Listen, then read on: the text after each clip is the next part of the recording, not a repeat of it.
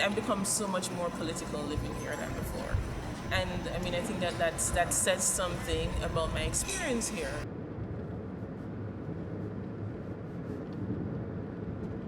I'm Tracian Meikle. I'm a PhD researcher at the University of Amsterdam. I came here 2 years ago from Jamaica.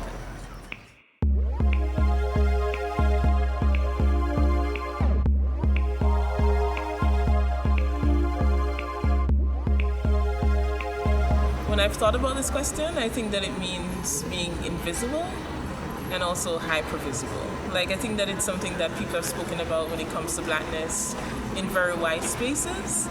But like first, I mean, I've only lived in Amsterdam, so for me, Amsterdam is a very wide space, you know, and it's interesting because I'm assuming it's also one of the most diverse cities in the Netherlands.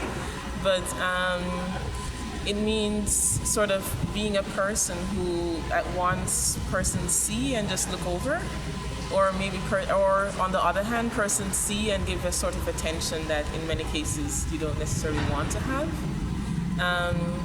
So yeah, being black for me here means sort of doing my best to remain myself and to remain confident while at the same time feeling, I don't know, sort of erased constantly by the fact that, yeah, that everything is so white and just in so many spaces you see it. These spaces are spaces that would be the typical young professional spaces, you know.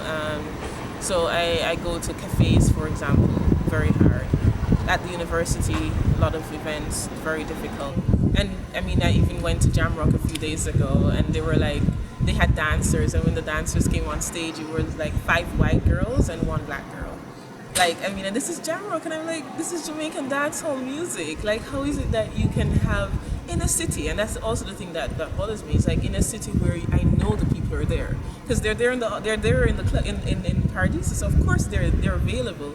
How can it be that you still have white people at the forefront? And I think that that's the part of it that interests me is how little is fully owned by other by people of color outside of spaces where people of color only live, you know, or mostly live.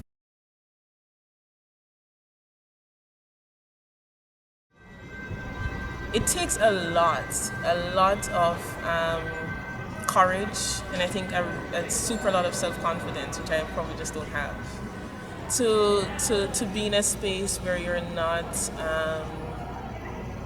where the way in which you normally are is not necessarily celebrated. And it's not, you don't feel as if you can just be yourself completely. I think that's it's almost abusive, you know. Yeah, I think that things are never explicit here. Like, I shouldn't say never. For me, they haven't been. It's never don't be yourself, you know. It's always, oh, of course, you know, we love what you do, but it's really just it's how it's approached. It's the way in which you know that if everyone is doing a specific thing and you're doing something different, that the world ranks what you're doing. You know, the world says that, and I think that this idea of whiteness, the world ranks it. It says, oh, whiteness is better than blackness, and so if you do something different, then it's very hard for you to be like, okay, fine, I'm just gonna keep doing it, and I'm just gonna keep disrupting this space all the time.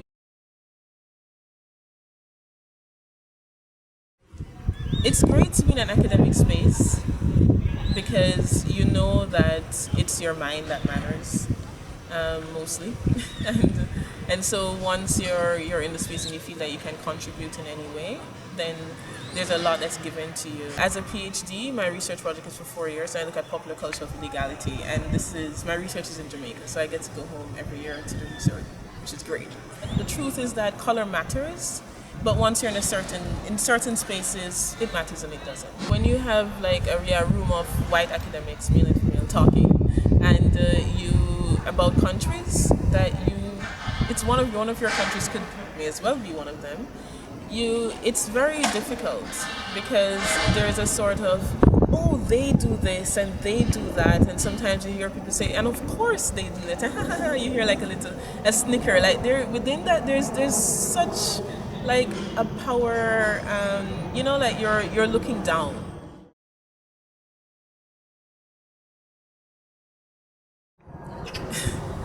I don't know. I come out of the space, or it depends on the situation. Sometimes I can be in a more critical space where I can stand up, or where I can say something. I mean, I have also, and that's what I mean when I say that the truth is that you do understand that persons appreciate your voice. And so there have been other situations where they've been talking about stuff and they don't discuss colonialism. And they don't discuss this side of things. And then I stood up and I was like, well, this is actually also just as important.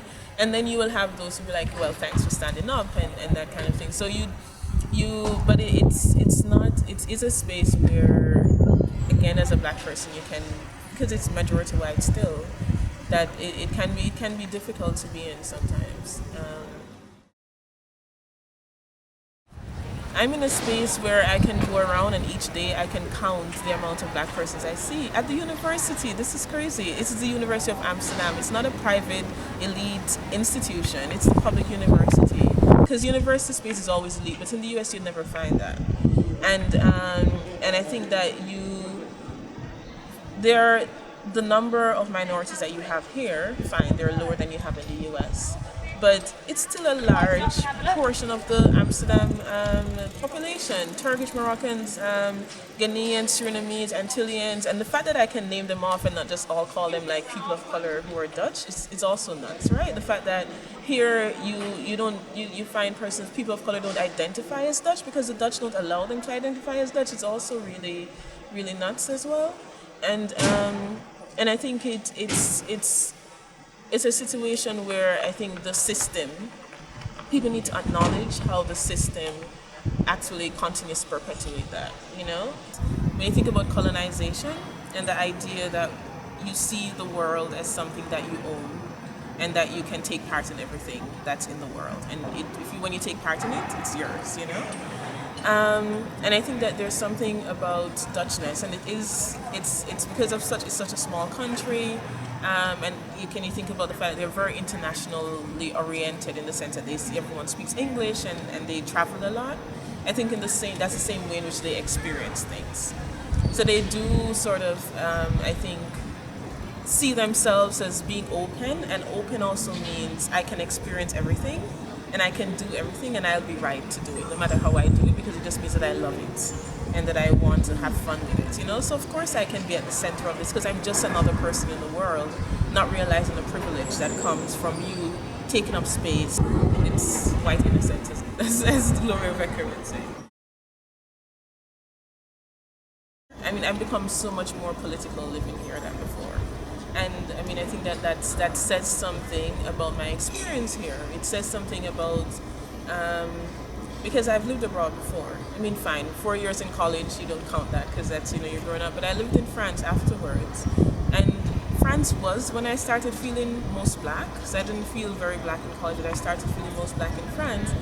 But even there, I really didn't feel the need to connect completely to blackness as I do here, and I think that it really comes from just from being in a city where you feel as if you have to make, as if you need that as a point of release, and it is just because you just don't find it in many places. But truthfully, I would say here as well, though, I feel particularly blessed is the word I'd use, lucky. I mean, there's so many interesting, cool people who are doing exciting things that I've met here and that have opened up, their lives to me. And I think that that's something that I haven't experienced anywhere. And I think it's fantastic. And that's the reason I love living here. And I am. So despite everything, I love living here.